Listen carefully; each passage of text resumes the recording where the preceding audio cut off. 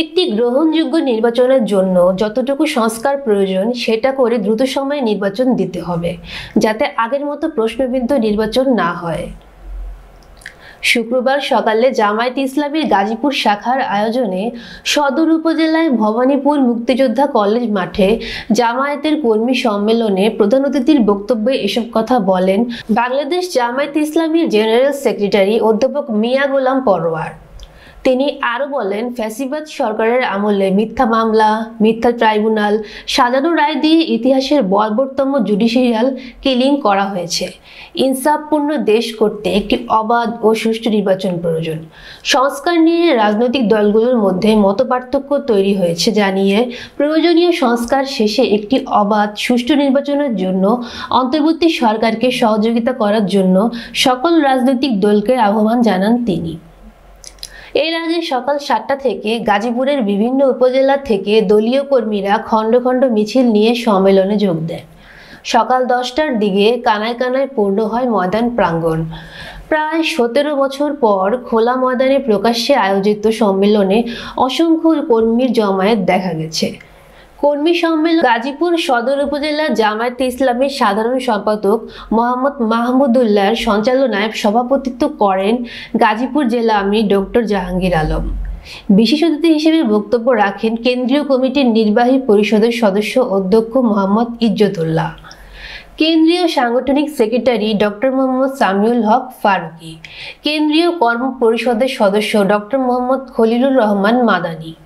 এ সময় অন্যান্যদের মধ্যে বক্তব্য রাখেন বাংলাদেশ জামায়াতে ইসলামীর গাজীপুর জেলার নায়েবে আমির মাওলানা শেফাউল হক, জামায়াতে ইসলামী গাজীপুর মহানগর নায়েবে আলিম খায়রুল হাসান, নায়েবে আমির মোহাম্মদ হোসেন আলী, গাজীপুর জেলা সেক্রেটারি মোহাম্মদ শফিউদ্দিন, গাজীপুর মহানগর জামায়াতে ইসলামী সেক্রেটারি আবু সাইদ মোহাম্মদ ফারুক, গাজীপুর জেলার সহকারী সেক্রেটারি আনিসুর রহমান বিশ্বাস, সহকারী সেক্রেটারি অধ্যক্ষ মুস্তাফিজুর রহমান খান, গাজীপুর জেলা কর্ম পরিষদ সদস্য মাস্টার মুখলেসুর রহমান খান, কর্ম পরিষদ সদস্য মোহাম্মদুল্লাহ, বাংলাদেশ জামায়াতে ইসলামী শ্রীপুর উপজেলার আমির মাওলানা নুরুল ইসলাম প্রমুখ।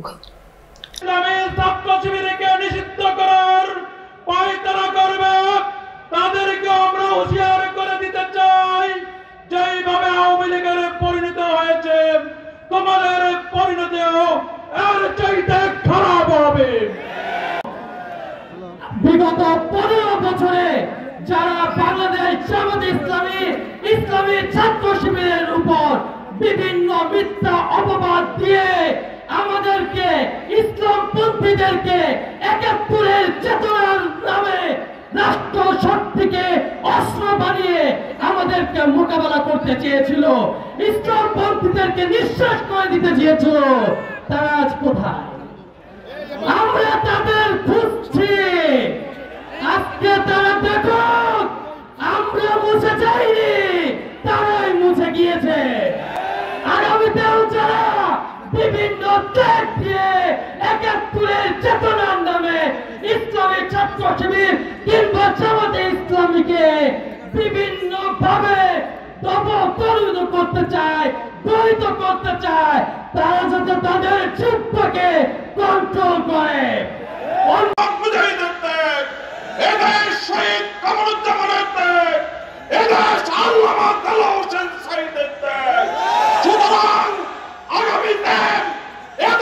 একটি সমাধান, ইসলামী হুকুমত, ইসলামী রাষ্ট্র, কুরআন এবং সুন্নাহর ভিত্তিতে একটি সমাজ কায়েম করা পরিচালিত করতে পারি, তাহলে এই দেশ থেকে সব রকমের জুলুম, ব্যভিচার, অনাচার, সুদ, ঘুষ, মদ, বাহিয়াপনা এগুলা দূর হতে পারে, অন্য কোনোভাবে সম্ভব নয়। তাই জামাত ইসলামী বাংলাদেশ চাচ্ছে এই দেশকে কোরআন এবং সুন্নাহর আলোকে একটি বৈষম্যহীন সুবিধাপূর্ণ বাংলাদেশ গঠন করার জন্য, যেখানে হিন্দু, বৌদ্ধ, খ্রিস্টান সকল ধর্মের মানুষ স্বাধীনভাবে তাদের ধর্ম পালন করতে পারবে, এদেশের মানুষ স্বাধীনভাবে তাদের ভোটাধিকার প্রয়োগ করে তাদের নেতা নির্বাচিত করতে পারবে। সারা বাংলাদেশের আন্দোলনের সাথে ঐক্যবদ্ধ হয়ে আগামী দিনে একটি শোষণমুক্ত ইনসাফপূর্ণ ন্যায় সমাজ কায়েমের একমাত্র গ্যারান্টি হচ্ছে বাংলাদেশের জামাত ইসলাম। সেই সংগঠনে ঐক্যবদ্ধভাবে নিজের মান উন্নয়নের মাধ্যমে আগামী দিনে আমরা সেই সংগঠনে এগিয়ে যাব। এদেশের মানুষ এই দেশকে এমন ভাবে গড়বে, সেই গড়ার জন্য বাংলাদেশ জামাত ইসলামী প্রতিষ্ঠা লক্ষ্য হয়ে কাজ করছে। সম্মানিত গাজীপুরবাসী, আমাদেরকে সেই সিদ্ধান্ত নিয়ে এখানে ফিরতে হবে। চিনাবে বিচার বন্ধ হবে, মাদক বন্ধ হবে, বাংলাদেশ একটি ন্যায় ইনসাফ ভিত্তিক বাংলাদেশ প্রতিষ্ঠা হবে। আমরা জামাত কর্মীরা এদেশের জন্য জেল কেটেছি, জুলুম সহ্য করেছি। এদেশে ইসলাম প্রতিষ্ঠা হওয়ার আগ পর্যন্ত জামাত ইসলামের কর্মীরা ঘরে ফিরে যাবে না। আমি একজন গার্মেন্টস কর্মী, আমি হিন্দু ধর্মাবলম্বী। আমি আহত হওয়ার পর থেকে সিরাজগঞ্জের জামাত ইসলামের কর্মী এবং গাজীপুরের জামাত ইসলামের কর্মী আমার সবসময় আমার পাশে আছে এবং সার্বক্ষণিক খোঁজ খবর রাখছে। আমি তাই জামাত ইসলামের ভবিষ্যতের উন্নতি কামনা করি, যেন তারা আমার মতো এবং জনগণের পাশে সবসময় থাকতে পারে। ইসলাম প্রতিষ্ঠার এই আন্দোলনে যথাযথ ভূমিকা রাখার জন্য আমাদেরকে দাওয়াত পৌঁছে দেওয়া, সেই জন্য আজকে যারা উপস্থিত হয়েছেন তাদেরকে কোথায় তাদের কর্মী দূর করে দ্রুত নেতৃত্ব করার জন্য লোকদের কাছে পৌঁছে যেতে হবে, দাওয়াত পৌঁছে দিতে হবে। এবং আগামী দিনে আমাদের প্রত্যেকটা উপজেলায় 5টা সিটি এখানে যাতে আমরা সেই লোক নেতৃত্ব দিতে পারি, নির্বাচিত হতে পারে, সেই জন্য ভূমিকা রাখবেন। গাজীপুরের আপামর জনগণকে আমরা একটি দুর্নীতিমুক্ত গাজীপুর আমরা যেন উপহার দিতে পারি, তার জন্য আমাদের সার্বিক প্রচেষ্টা, আমাদের সকল পর্যায়ের রাজনৈতিক কাজ, সাংগঠনিক কাজ তথা সকল প্রকার সামাজিক কাজ আমরা এখন থেকে অব্যাহত রাখবো। আপনারা লক্ষ্য করেছেন মিল কারখানায় চাঁদাবাজি চলছে, দেশবাসী জানে কারা চাঁদাবাজি করছে। প্রতিবাদ জানাই, আমরা সরকারের কাছে আহ্বান জানাবো ওই ভূমিহীনদেরকে যেন পুনর্বাসন করা হয়। আমরা আমাদের প্রধান অতিথি আছে, ওনার কাছে আমরা আবেদন জানাবো এই ব্যাপারে উনি ওনার সুচিন্তিত বক্তব্য আমাদেরকে জানাবেন।